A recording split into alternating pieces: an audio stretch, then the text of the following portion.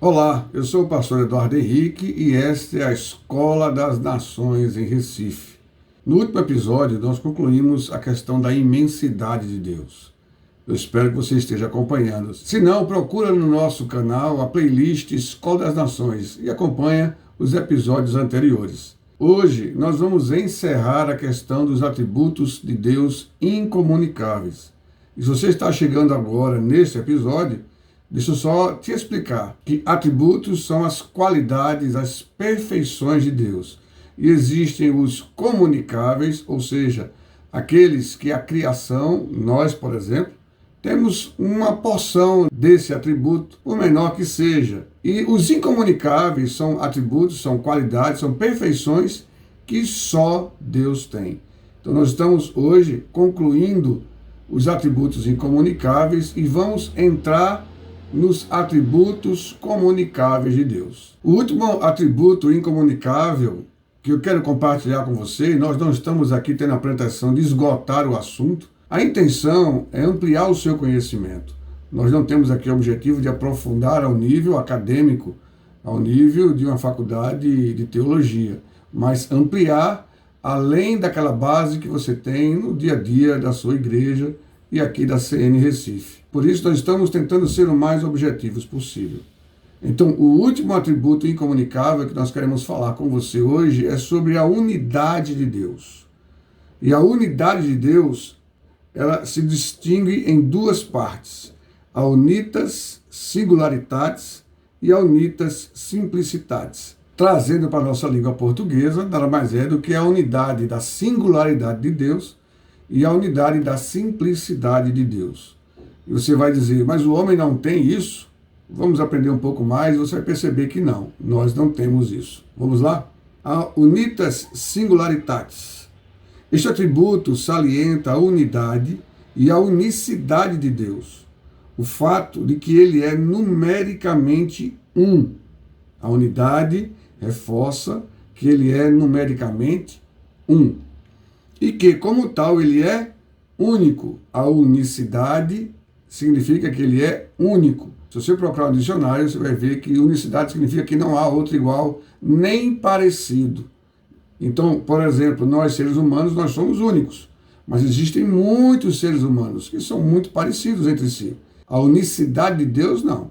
Ele é único e não há ninguém nem parecido com ele. Essa é a perfeição de Deus em relação à unicidade. Implica que existe somente um ser divino, que pela natureza do caso só pode existir apenas um, e que todos os outros seres têm sua existência nele, por meio dele e para ele.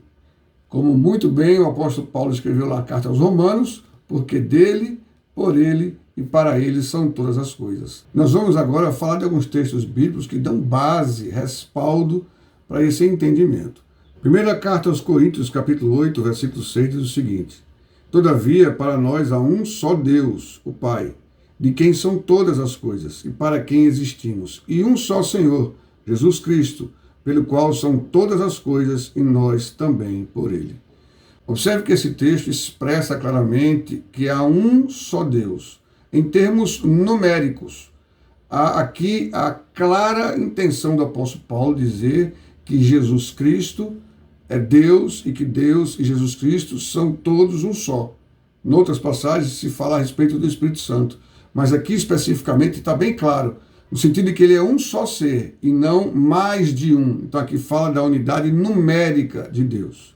1 Timóteo 2,5 também diz o seguinte: porque há um só Deus e um só mediador entre Deus e os homens, Cristo Jesus, homem.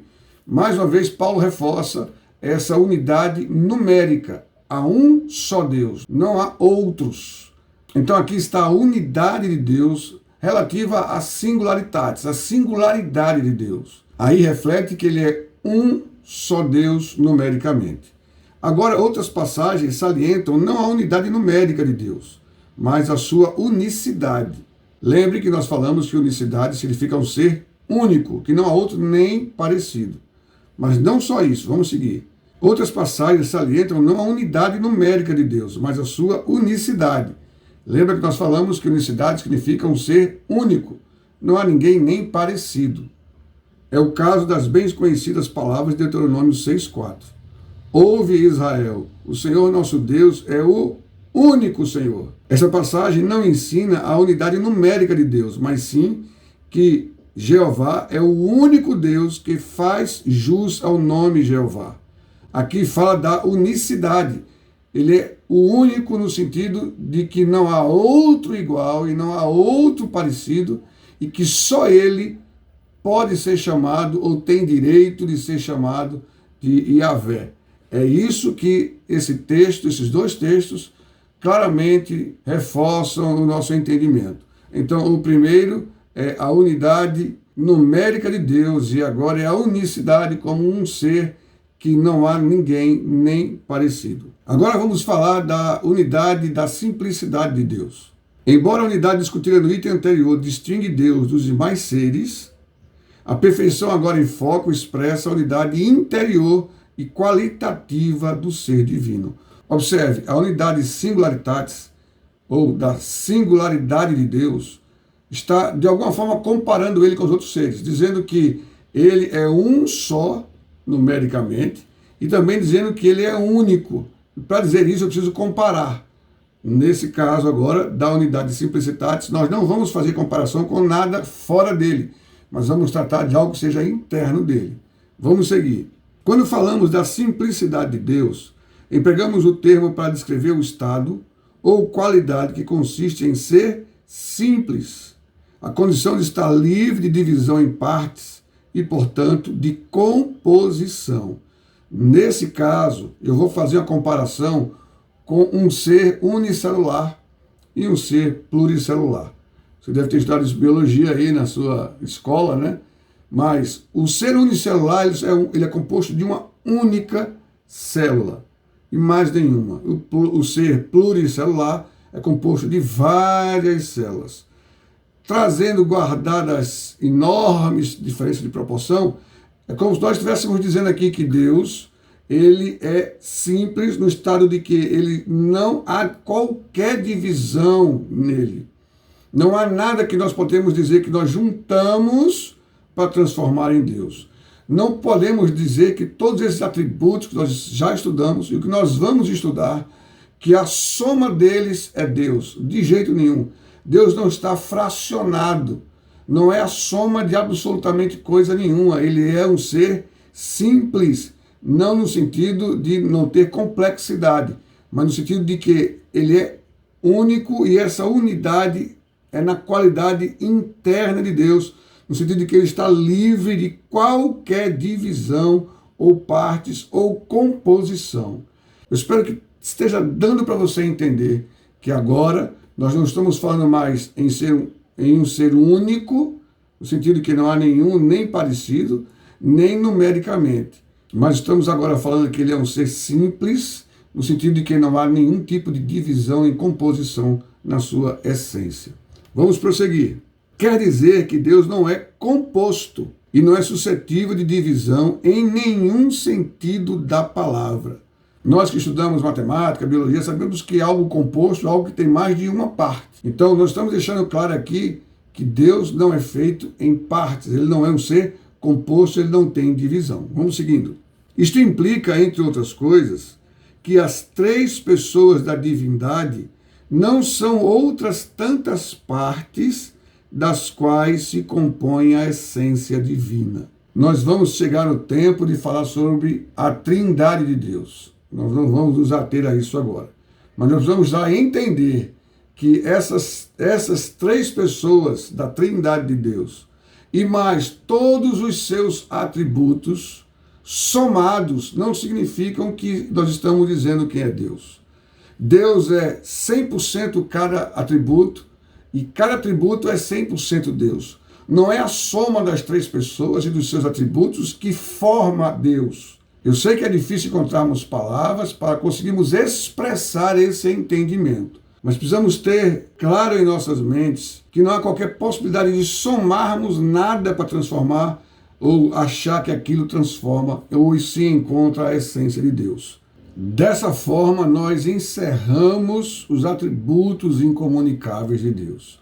Falamos sobre muitas qualidades, muitas perfeições que nós nem imaginávamos. Nós, ao longo da nossa história cristã, nós somos ensinados, até só de ouvir falar que Deus, Ele é onipotente, Ele é onipresente, Ele é onisciente, mas não temos a dimensão do que é isso. Inclusive, nós conseguimos fazer uma diferença entre a imensidade de Deus e a onipresença de Deus. Conseguimos mostrar aqui que é muito diferente. Vamos continuar e vamos entrar agora nos atributos comunicáveis de Deus.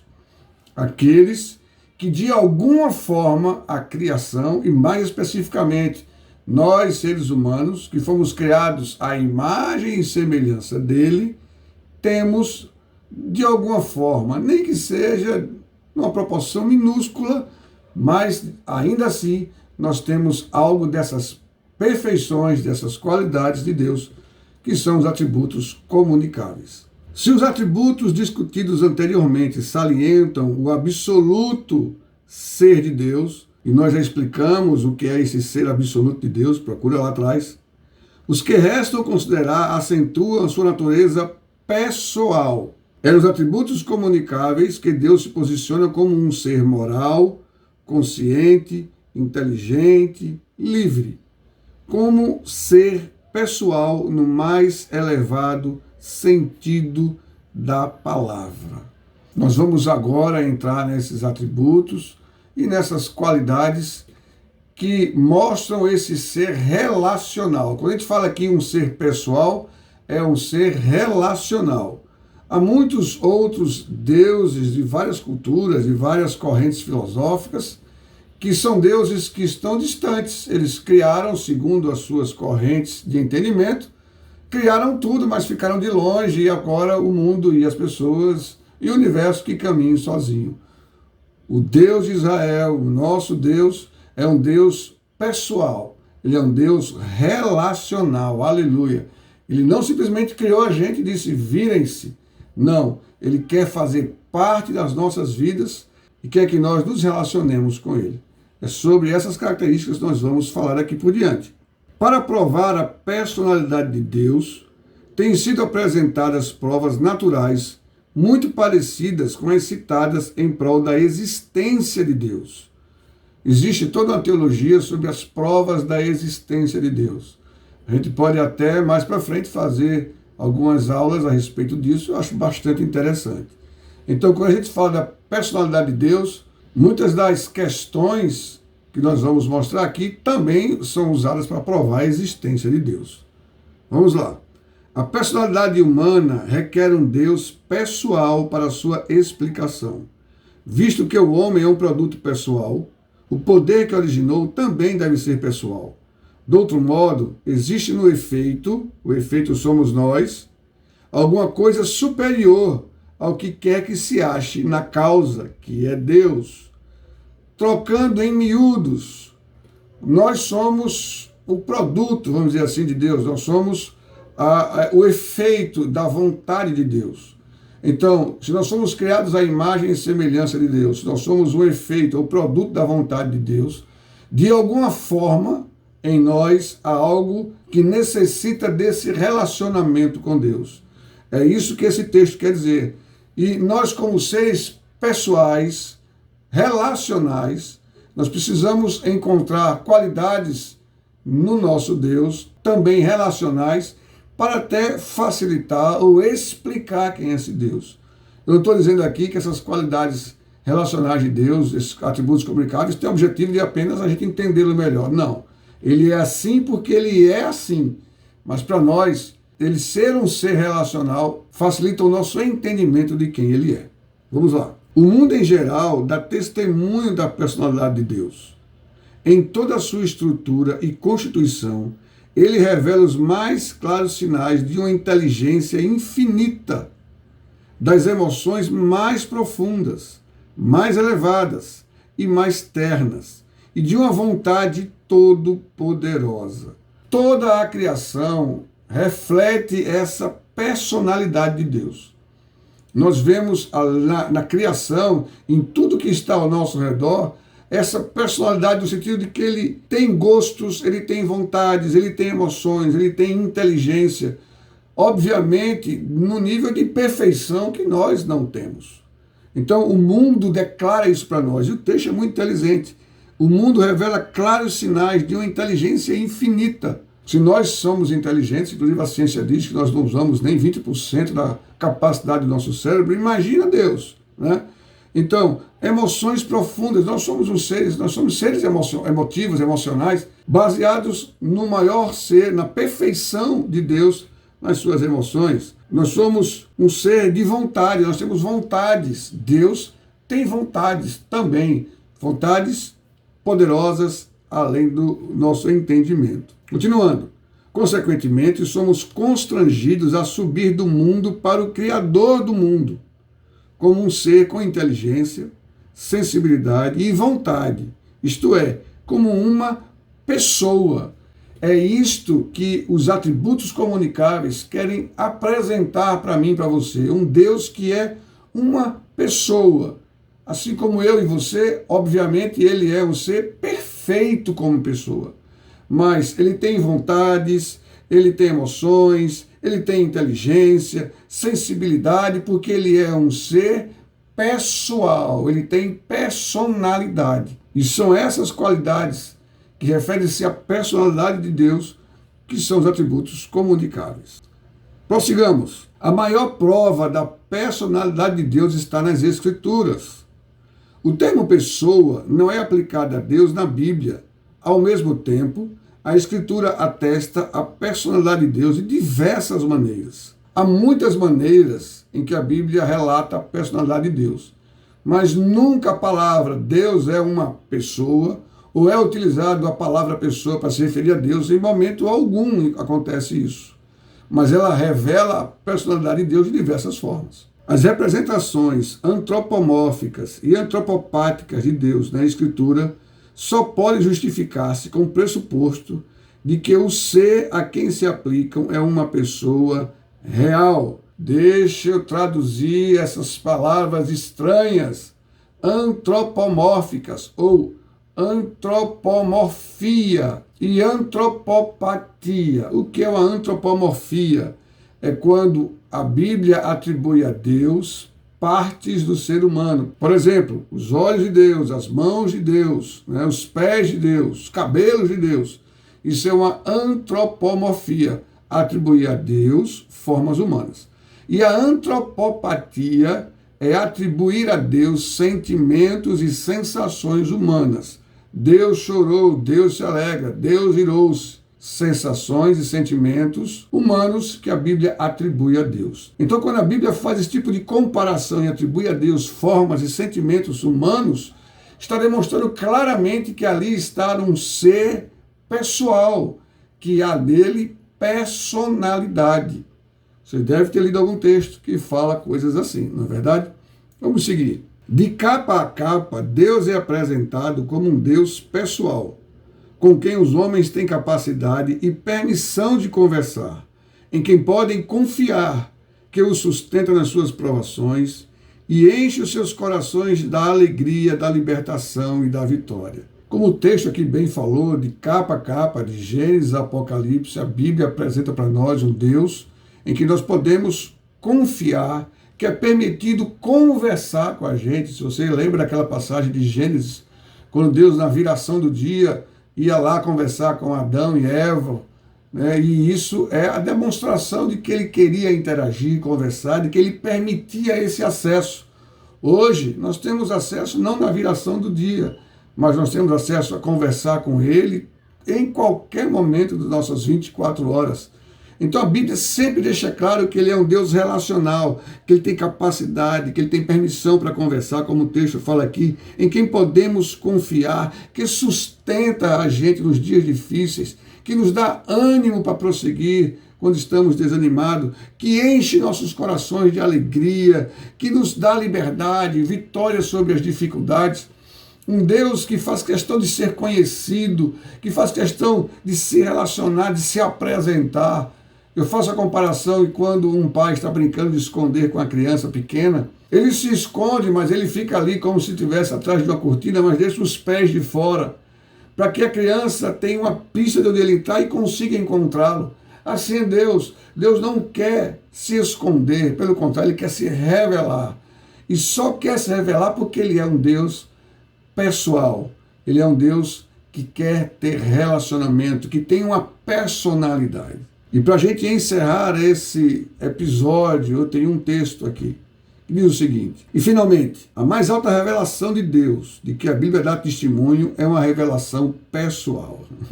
Que coisa linda, né? Jesus Cristo revela o Pai de maneira tão perfeita que pôde dizer a Filipe: quem vê a mim, vê o Pai. Aleluia. Jesus estava claramente dizendo: quem vê a mim, este ser humano que está aqui, mas que é Deus e que se relaciona com você, que está conversando com você, Filipe, quem vê a mim, vê o Pai.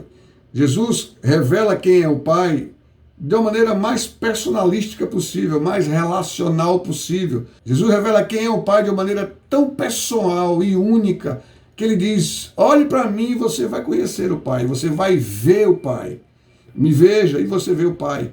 Em outras palavras, ele está dizendo: converse comigo, você vai conversar com o Pai. Receba meu abraço, você vai receber o abraço do Pai. Hoje eu e você somos pequenos Cristos. Cristão significa pequeno Cristo. Hoje nós somos aqueles que revelam quem é Deus. Hoje nós temos que fazer como Paulo fazia, né? Olhem para mim, porque eu estou olhando para Deus. Me imitem, porque eu estou imitando Deus. Sejam meus imitadores. A Bíblia nos leva a fazer isso. O mundo hoje espera da igreja que nós façamos isso. O mundo quer ver Jesus em nós. Nós somos o Cristo que o mundo vê. E nós somos a Bíblia que o mundo lê. Então nós precisamos um dia ter a percepção, dizer: olha para mim. Nós pais precisamos dizer para os nossos filhos: olhe para mim, porque eu estou olhando para Deus. Me imite, porque eu estou imitando Jesus. Essa é o nosso chamado, é o chamado da igreja. O mundo precisa ver mais Jesus nas nossas atitudes, muito mais do que no nosso discurso. E é com essa introdução aos atributos comunicáveis de Deus que nós encerramos esse episódio. E eu espero que tenha deixado você com esse gostinho de quero mais para seguir o próximo episódio. Eu te convido a assistir os que já passaram e nos acompanhar no seguinte. Então, até o próximo episódio, se Deus permitir. Deus te abençoe.